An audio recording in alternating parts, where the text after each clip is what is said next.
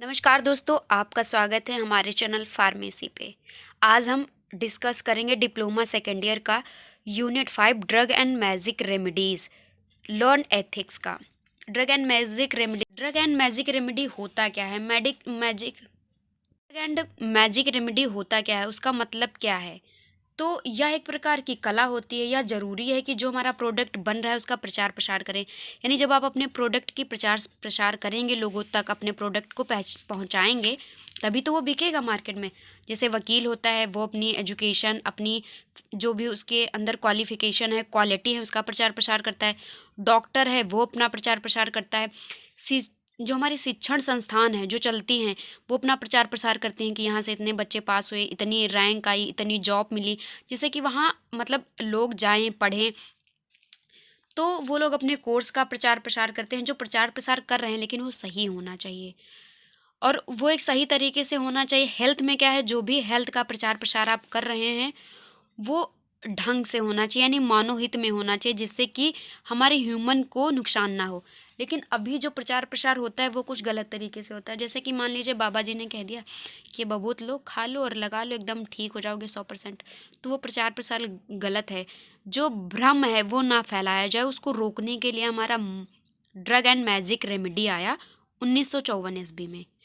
तो ये जो हमारा ड्रग एंड मैजिक रेमेडी था, वो हमारे पूरे इंडिया में लागू था, जम्मू एंड कश्मीर को छोड़ के।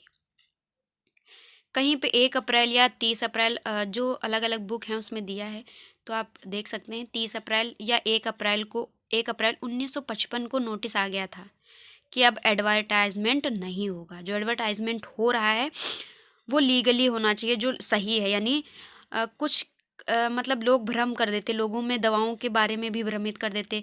मैजिक रेमेडी के जाल में लोगों को फंसा लिया, जिससे लोगों की हेल्थ के साथ खिलवाड़ करने लगे। थोड़ा सा बबूत ले लिया, भस्म ले लिया, मत्थे पे लगा दिया कि तुम अभी ठीक हो जाओगे, और लोग जो होते हैं ना, उनकी बातों में आ जाते हैं, क्योंकि वो वैसा प्रूव करके उनको दिखाने की पूरी कोशिश करते हैं। तो आपको ऐसा नहीं करना। इन सब चीज़ों को रोकने के लिए ड्रग एंड मैजिक रेमेडी आया था। तो उसका ऑब्जेक्टिव क्या था? जो ड्रग एंड मैजिक रेमेडी 1 अप्रैल 1955 में इफ़ेक्टिव में आया। इफ़ेक्ट का मतलब होता है वो प्रॉपर तरीके से उसको लागू कर दिया गया कि अब इसके बाद ये एक्ट तो चलेगा ही भाई। कुछ मेडिसिन की जो कैटेगरी हैं उनको मैजिक रेमेडी का प्रचार प्रसार कर सकती हैं और कुछ नहीं कर सकती। जैसे डॉक्टर है, वो अपनी जो भी मेडिसिन है जिससे उसने कई लोगों को ठीक किया, वो अपनी मेडिसिन का प्रचार प्रसार कर सकता है। लेकिन कोई बाबा ये नहीं कह सकता कि मैं बबूत लगा के तुमको ठीक कर दूंगा, तो वो अपना नहीं कर सकता है भाई। लेकिन वो लोगों से बोलते हैं, जो बाबा होते हैं हमारे, वो लोगों से बोलते हैं इसको एक बार खा लो और आप एकदम ठीक हो जाओगे। तो उन लोगों पे ही ये magic drug and magic remedy लगाया गया था। यह एक्ट जम्मू और कश्मीर को छोड़कर पूरे भारत में हमारे लागू हुआ था। अब डिफिनेशन क्या है इसकी? तो पहली हमारी ड्रग ड्रग होता क्या है? ड्रग वो होती है जो हमें थेराप्यूटिक इफेक्ट देती है, हमारे शरीर को निरोग मुक्त कराती है। इसे human and animal internally and externally use करते हैं। दूसरी हमारी हेडिंग आएगी यहाँ पे मैजिक रेमेडी। मैजिक रेमेडी अब क्या है भाई? इसमें तंत्र मंत्र और कवच के बारे में बताया जाता है। यानी मैजिक रेमेडी, यानी लोग जो हमारे व्यक्ति होते हैं, बाबा बोलते हैं ये कवच पहन लो आप ठीक हो जाओगे, और ये भभूत ले लो, इसको सुबह शाम लगाना, आप एकदम ठीक हो जाओगे। सरकार ने इन नियम को रोकने के लिए ही ड्रग एंड मैजिक रेमेडी लागू किया था, एक्ट जो था हमारा।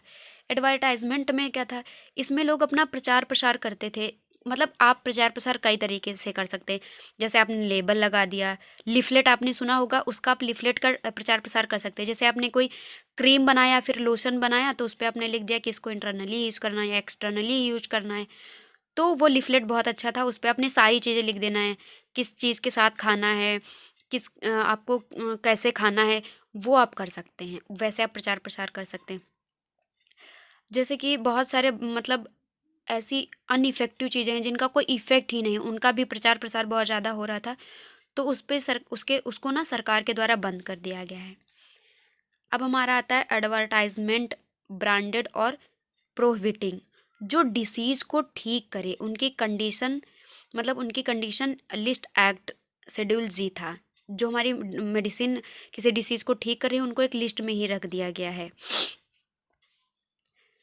जो मतलब बहुत सारे लोग होते हैं ना, कहते हैं आपकी अच्छी हेल्थ हो जाएगी, सेक्सुअल प्लेजर मिलेगा, उसका आप 100% दावा नहीं कर सकते हैं, उसका आप एडवर्टाइजमेंट नहीं कर सकते हैं, ये बैन है यानी बंद है। ये सभी चीज़ें प्रोहिबिट हैं, एडवर्टाइजमेंट आप इनका नहीं कर सकते हैं।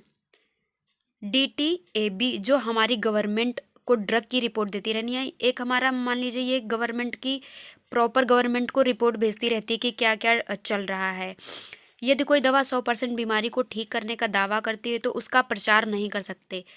यदि आप ऐसा प्रचार कर रहे हैं कि आप ये ड्रग खाएंगे या फिर आप ये करेंगे और आप 100% ठीक हो जाएंगे, तो नहीं, क्योंकि 99% हो सकता है लेकिन 100% नहीं हो सकता, क्योंकि कहीं ना कहीं उसका, अगर आप ड्रग भी खाते हैं तो वो डिस्ट्रीब्यूट होती है, टूटती है, ब्लड में जाती है, फिर ये सब होता है, तो कहीं ना कहीं वो हो जाता है। 100% तो आप नहीं कह सकते, तो आप ये भी प्रोहिबिट है, आप इसका एडवर्टाइजमेंट नहीं कर सकते। किसी भी ड्रग की गलत जानकारी नहीं फैलानी, यानी हमारी पब्लिक है उसमें आपको भ्रम नहीं फैलाना। जैसे मान लीजिए अपनी दवा को बेचने के लिए दूसरी के दवा को गलत प्रचार नहीं करना। जैसे आपका सामने आमने सामने मेडिकल स्टोर है, आपने कहा इसके मेडिकल स्टोर पे ज़्यादा लोग आते हैं और मेरे पे कम आते हैं, तो आपने कह दिया कि वो ड्रग ख़राब है, उसको खाएंगे तो आपको ये हो जाएगा, वो हो जाएगा। तो आपको लोगों के प्रति ड्रग के बारे में भ्रम नहीं फैलाना है। ऐसा कोई भी एडवर्टाइजमेंट आपको नहीं करना है जिससे कि लोगों के बीच भ्रम पैदा हो। आपने मान लीजिए कह दिया कि आप अगर ये ड्रग खाएंगे तो आपका ये खराब हो जाएगा, वो खराब हो जाएगा, और वो गलत है, वो सही भी नहीं है, तो फिर आप वो एडवर्टाइजमेंट नहीं कर सकते। उस पर सरकार ने ऑफेंस एंड पेनल्टीज भी लगा के रखी है। यदि कोई ड्रग एडवर्टाइजमेंट करते समय पकड़ा गया तो उसे 6 महीने की सज़ा होती। यानी पहली बार में अगर आप कोई ड्रग एंड एडवर्टाइजमेंट कर रहे हैं और पकड़े गए, जो गलत है, सही कर रहे हैं तो कोई नहीं, अगर गलत कर रहे हैं आप तो आपको 6 महीने की सज़ा होती है। और फिर भी आप नहीं मानते हैं, दूसरी बार भी आप कर रहे हैं, गलत प्रचार प्रसार कर रहे हैं, नहीं बाबा फिर से करें भभूत लगाओ, तो फिर उनको 1 साल की सज़ा होगी। दोबारा क्या है, अगर आप एडवर्टाइजमेंट कर रहे हैं, अपनी दुकान पे बैठे हैं और दवा का गलत एडवर्टाइजमेंट कर रहे हैं, तो फिर आपका सरकार जो है लाइसेंस निरस्त ही कर देती है। एडवर्टाइजमेंट क्या होता है, डॉक्टर अपनी विशेषता का एडवर्टाइजमेंट कर सकता है। यानी डॉक्टर जैसे स्पेशलिस्ट है, वो हड्डी स्पेशलिस्ट है या फिर लीवर स्पेशलिस्ट है या किडनी स्पेशलिस्ट है, तो वो उसका एडवर्टाइजमेंट कर सकता है, क्योंकि उससे लोगों को बेनिफिट होगा। अगर किसी को किडनी प्रॉब्लम है तो वो किडनी वाले डॉक्टर, उसको पहले से पता है क्योंकि एडवर्टाइजमेंट कर रखा है, तो वो उसके पास चला जाएगा। जिस बीमारी का स्पेशलिस्ट है उसका एडवर्टाइजमेंट कर सकता है, जैसा कि आपको हमने बता ही दिया। जिस ड्रग से वह लोगों को ठीक कर रहा है उस ड्रग का भी वो एडवर्टाइजमेंट कर सकता है। मान लीजिए अगर कोई ड्रग है, उससे उसने कई लोगों को ठीक किया है, 100-200 लोगों को ठीक किया है, तो वो उस ड्रग का एडवर्टाइजमेंट कर सकता है लीगली। जो ड्रग गवर्नमेंट के द्वारा अप्रूव है उसका एडवर्टाइजमेंट आप कर सकते हैं। यानी हमारी गवर्नमेंट की एक लिस्ट में ड्रग होती है ना, कि गवर्नमेंट के द्वारा अगर अप्रूव है, गवर्नमेंट ने अप्रूव कर दिया कि दवा ठीक है, लोगों को हेल्थ साइड इफ़ेक्ट नहीं दे रही है, तो आप उसका भी एडवर्टाइजमेंट कर सकते हैं। और इसका मेन पॉइंट ये है कि आप जो भी एडवर्टाइजमेंट करें वो हेल्थ, यानी जो हमारे पीपल हैं उनकी हेल्थ के हित में हो, उनको साइड इफ़ेक्ट ना मिले, उनको अच्छा इफ़ेक्ट मिले।